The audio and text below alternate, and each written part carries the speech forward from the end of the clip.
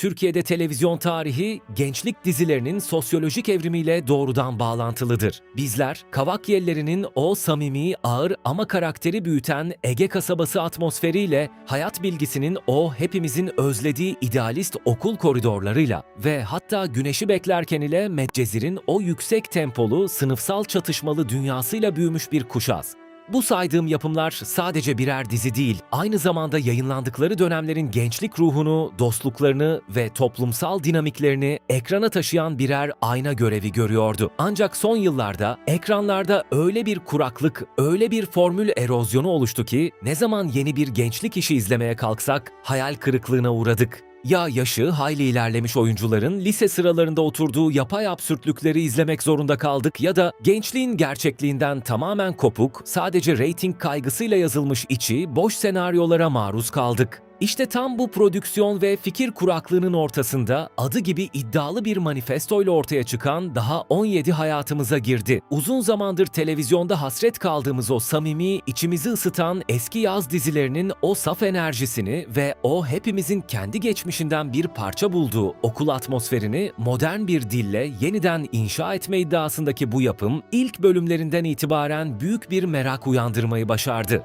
Fakat profesyonel bir dizi incelemesi yaparken sadece çok güzel bir iş olmuş deyip geçemeyiz. Bugün Daha 17'yi tam bir sinema dizi eleştirmeni gözüyle, yapısal anlatı analizi metoduyla en ince ayrıntısına kadar masaya yatıracağız. Dizinin konusunu, karakter dinamiklerini, oyuncuların geçmişten bugüne geçirdiği o muazzam evrimi konuşurken senaryonun tıkandığı, ton uyumsuzluğu yaşadığı ve kendi ayağına sıktığı noktaları da hiçbir şeyi kısmadan açık yürekli bir öz eleştiri süzgecinden geçireceğiz. Hazırsanız başlıyoruz. Bu hikaye yeni başlamıyor. Sadece artık anlatılmaya hazır.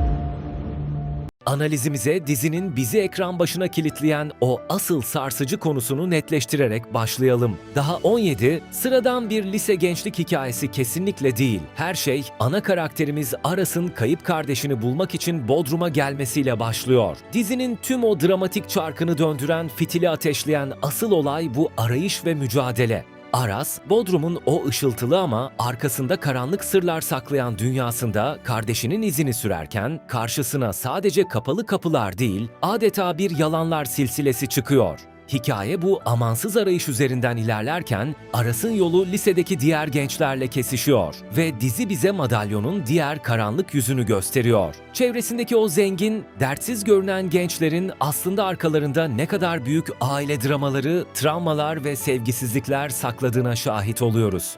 Bu noktada Leyla, Aras'ın bu zorlu ve tehlikeli mücadelesinde onun en büyük duygusal sığınağı ve bağ kurduğu isim haline geliyor. Ancak Bodrum'un bu karanlık dehlizlerinde Aras'ın karşısına dikilen tek şey sırlar değil, karakterlerin içindeki o saf kötülükler ve acımasız zorluklar. Burada Teoman ve Deniz'in o bitmek bilmeyen güç savaşları, kendi aile içi yıkımlarından kaçmak için ördükleri o hırçın duvarlar, hikayenin tansiyonunu sürekli zirvede tutuyor. Hele ki Hakan'ın o hırsları, rekabetçi yapısı yüzünden gözünü karartıp yaptığı kötülükler ve Şebnem'in hem bu gençlerin hayatına dokunan hem de kendi karanlık planlarıyla dengeleri altüst eden yapısı, Aras'ın kardeşini bulma mücadelesini adeta bir cehenneme çeviriyor.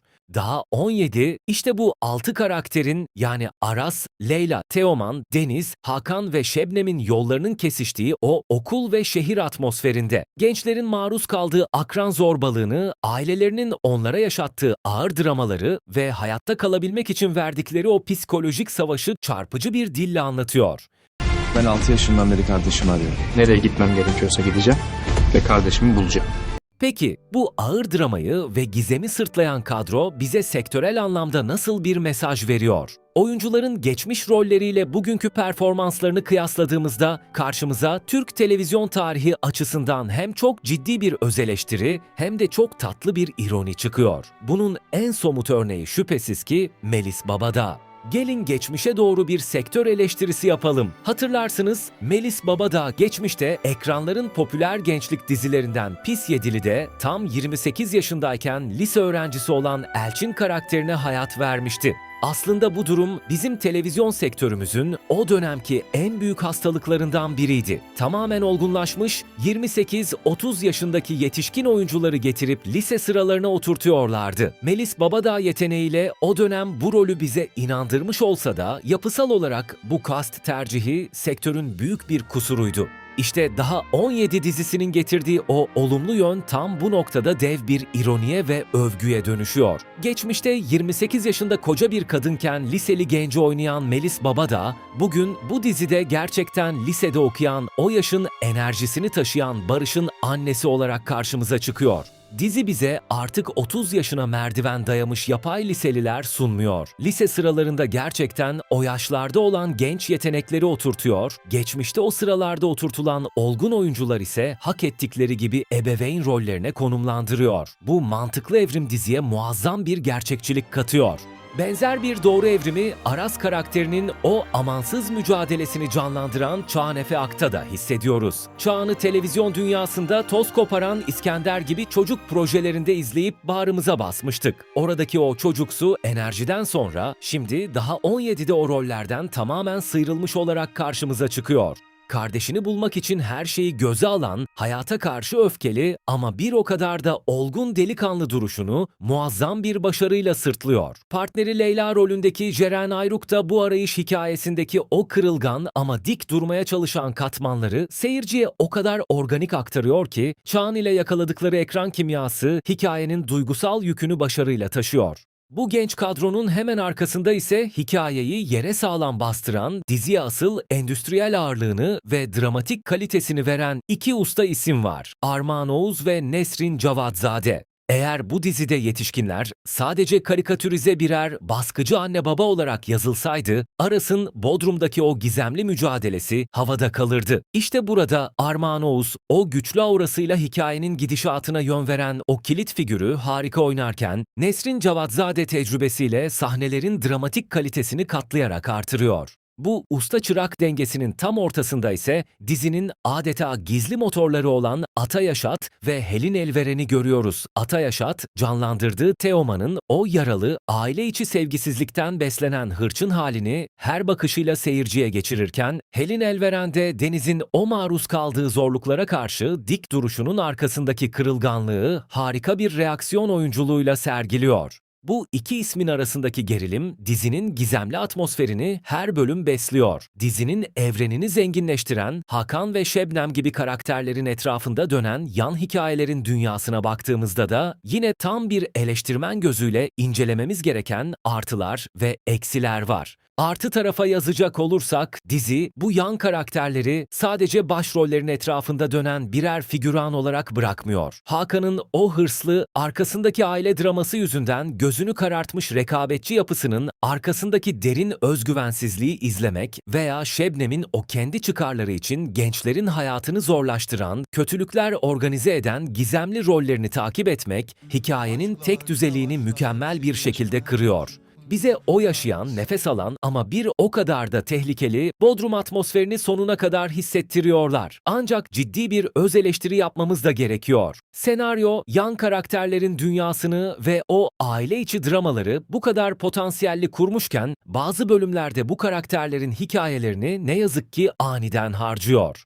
Bazı yan hikayeler o kadar keskin ve ani bir şekilde yarıda kesiliyor veya bir sonraki bölümde adeta unutuluyor ki izleyici olarak ekran başında bu çocuk daha geçen bölüm çok büyük bir ailevi kriz yaşıyordu. Şimdi neden hiçbir şey olmamış gibi okul koridorunda şakalar yapıyor demekten kendimizi alamıyoruz. Kötü olmak için kötü yazılmış izlenimi veren bazı anlık karakter motivasyonları dizinin o organik yapısına ne yazık ki ciddi şekilde gölge düşürüyor. İşte tam bu noktada genel bir senaryo metodolojisiyle baktığımızda dizinin en çok aksayan yapısal problemini konuşmak zorundayız. Ton uyumsuzluğu ve kurgusal ritim bozukluğu. Daha 17 Aras'ın o kardeşini bulma mücadelesindeki karanlık, sert ve sarsıcı gerçekleri anlatma iddiasını taşıyor. Bu cesur tavır tamamen kabulümüz. Fakat dizi bazı bölümlerde ve kritik kırılma sahnelerinde şiddet barındırma ve karakterlerin birbirine yaptığı kötülüklerin dozajını ne yazık ki anlatının matematiğini bozacak derecede kaçırıyor.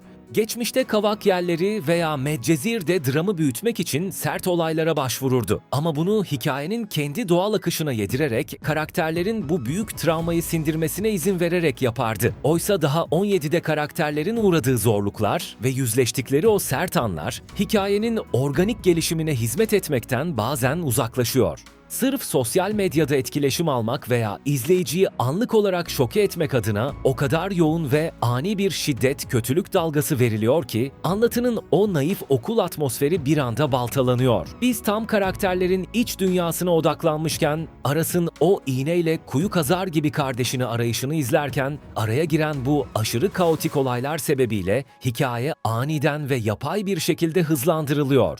Birkaç bölüme yayılarak sindirilmesi gereken krizler aceleye getirilince izleyicinin karakterlerle kurduğu o empati bağı ne yazık ki yer yer kopma noktasına geliyor. Senaristlerin dramayı yükseltmek için hikayeyi bu kadar agresif biçimde hızlandırması dizinin en büyük yapısal hatasıdır. Ben sana bu filmin sonunu söyleyeyim. İtaat edeceksin.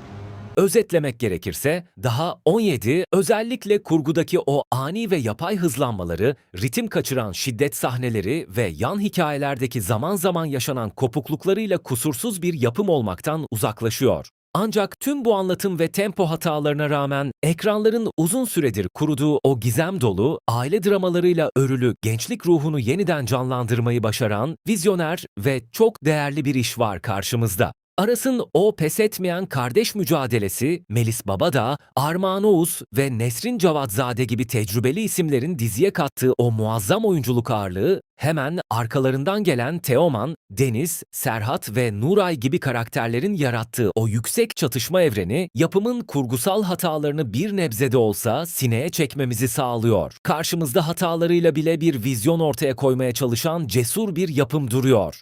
Peki, siz daha 17 dizisinde Aras'ın kardeşini bulmak için verdiği bu amansız mücadeleyi nasıl buluyorsunuz? Karakterlerin arkasındaki o ağır aile dramaları ve kötülükler sizce hikayeyi ne kadar gerçekçi kılıyor? Melis Babadağ'ın geçmişte 28 yaşında bir liseliyi canlandırmışken, bugün gerçek liselilerin annesi rolüne geçmesi hakkındaki o sektörel eleştirime katılıyor musunuz? Yorumlarda buluşalım.